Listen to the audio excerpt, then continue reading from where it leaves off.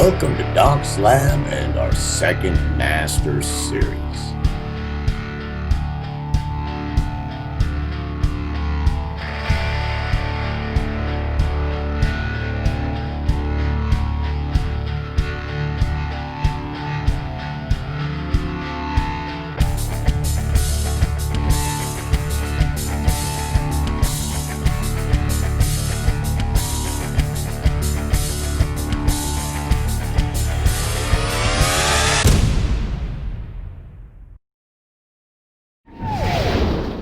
Welcome to Friday night's video and our second Master Series.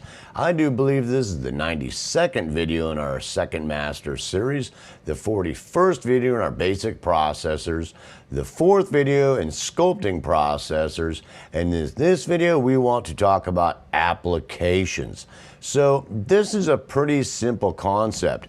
You know, applications are different than situations. We'll talk about that in the next video. But applications are pretty simple. You know, we've talked in the last few videos about these tools that we're looking at using for sculpting processors and some of the things that are inherent in them. One of the things that we have to get through our head is that we're looking at applications and situations most of the time. Applications can fall into a few different categories.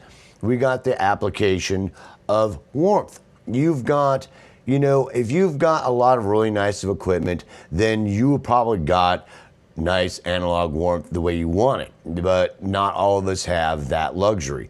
And sometimes the problem is different amounts of analog warmth or that concept applied differently in different situations is different. So that you've got, you know, a really nice outboard gear compressor that works really good, in my humble opinion, with Bob. Bob's singing, that compressor works awesome on him.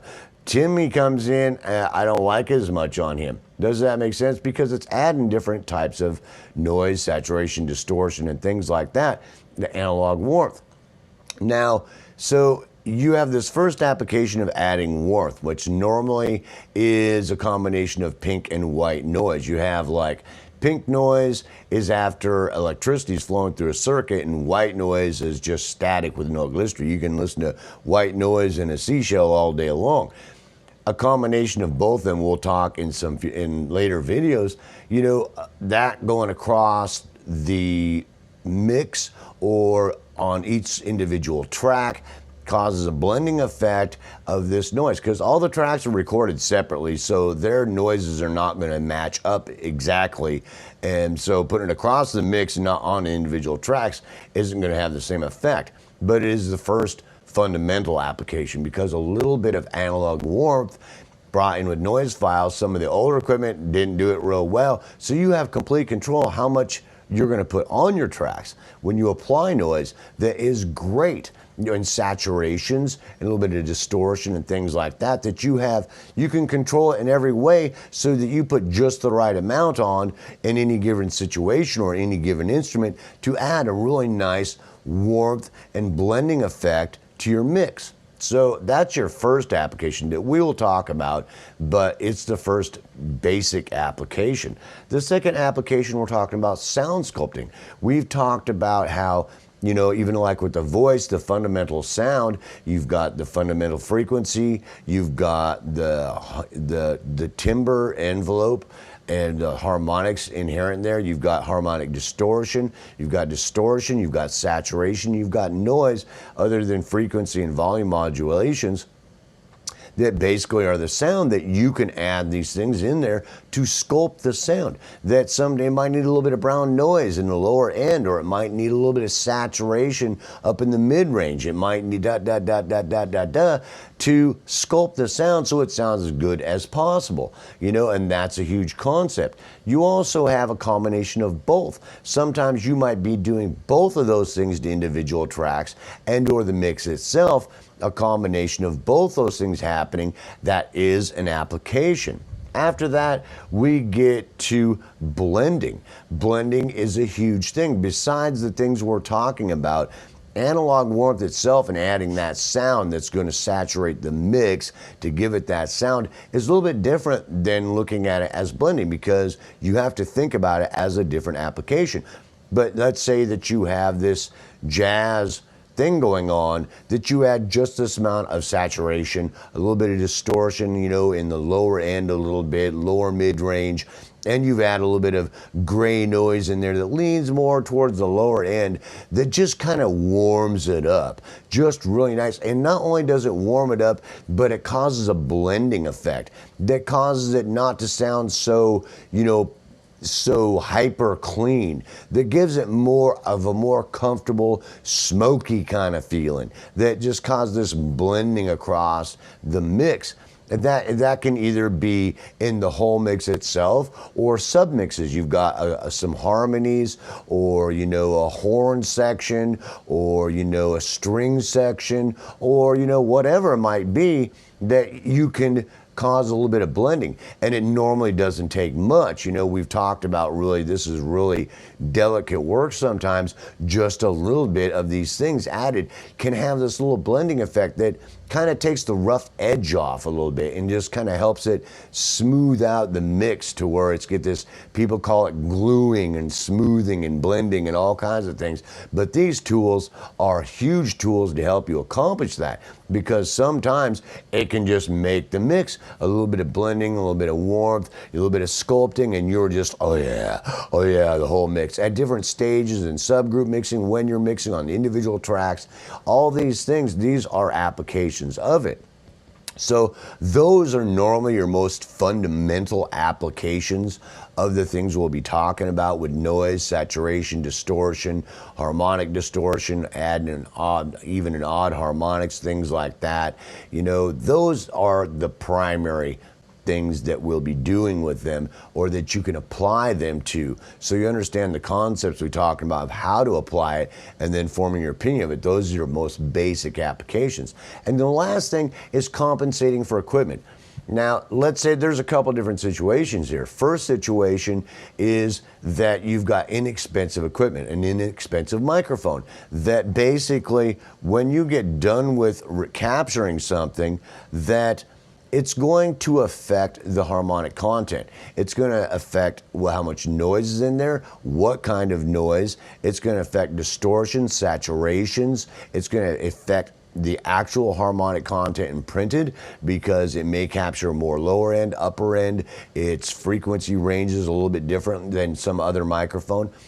These concepts, you can adjust and add things to compensate for that. Or you've got, it's giving too much upper end in the frequency content than it captures, so you want to boost the lower end a little bit, because you can't really remove it. You can attenuate a little bit, but you can attenuate a little bit with an EQ maybe, and then add some lower, but that might not quite do it. You might want to add some saturation, noise, distortion, or do it a different way with the tools we're talking about now, which you can make a really cheap $200-300 microphone sound like it's a $50,000 microphone very easily. And you also have the situation where you've got a pretty decent microphone. You've got Bob. I don't know how many times you've ever heard this, but Bob comes in and Timmy brings out his $50,000 microphone. And Bob doesn't sound that good in that one. Put it away in the locker. Get out a different $50,000 microphone. No, Bob doesn't sound good in that one. Nope, get out a different $50,000 microphone. Well, that's about the best Bob's going to sound, or the microphone collection that I have. All right, if it doesn't sound perfect, what can you do to make it sound better? These tools. You can take pretty good equipment and pretty good captures and bring it over the top to where Bob is a pretty good singer and Bob does a pretty good job, but your microphone, your equipment isn't quite exactly matching him. And you're going to be a pretty good master audio engineer, and you know that it's not completely masked, it's not completely matching him, and you can adjust it with these tools, with saturation, noise, distortion, even odd harmonics, harmonic distortion.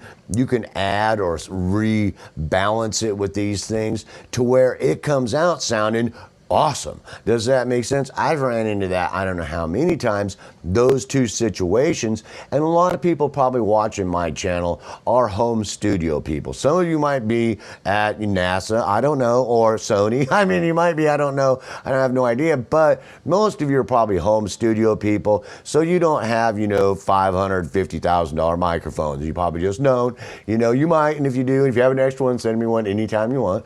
But if you do, probably most of my subscribers don't, you know, but you know, those that you do, there's another application. So I mean, it can really help you. You'd be surprised how much work you can do with that. You know, you investigating your microphone really well, start really analyzing your captures and start adjusting it. You should have at least a condenser microphone and a dynamic microphone.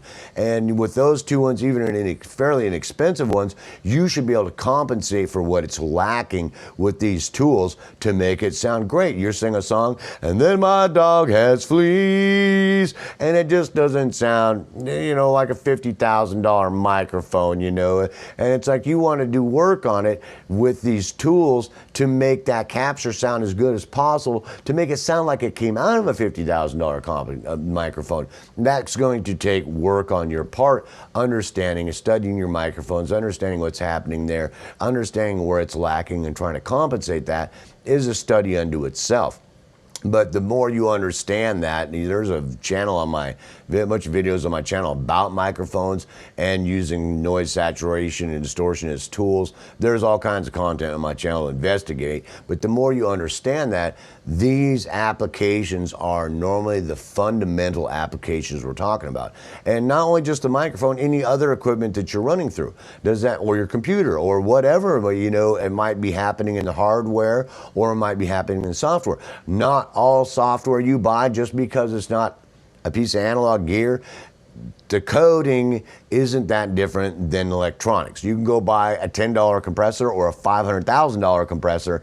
There's a difference in how well they did the electronics inside of it. Same thing with plugins. You have plugins in your DAW that the coding done there is like the $50 compressor, where you buy a real nice one or somebody did a good job on it, that it's like a $50,000 compressor because of the amount of time that they spent and the details on the coding that went into it.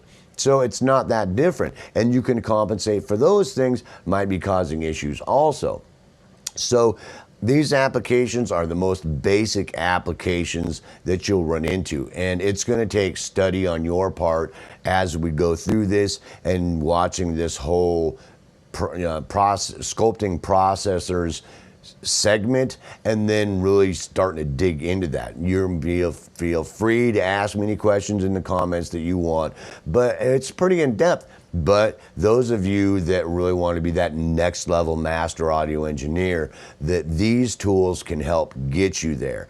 And these tools are some of the most fundamental tools you have in sound sculpting, and can sometimes be very delicate work, but can do huge things to your mix to make your mix just beautiful. So peace out, love. I certainly hope you enjoyed this next video on sculpting processors, and I will see you in the next video.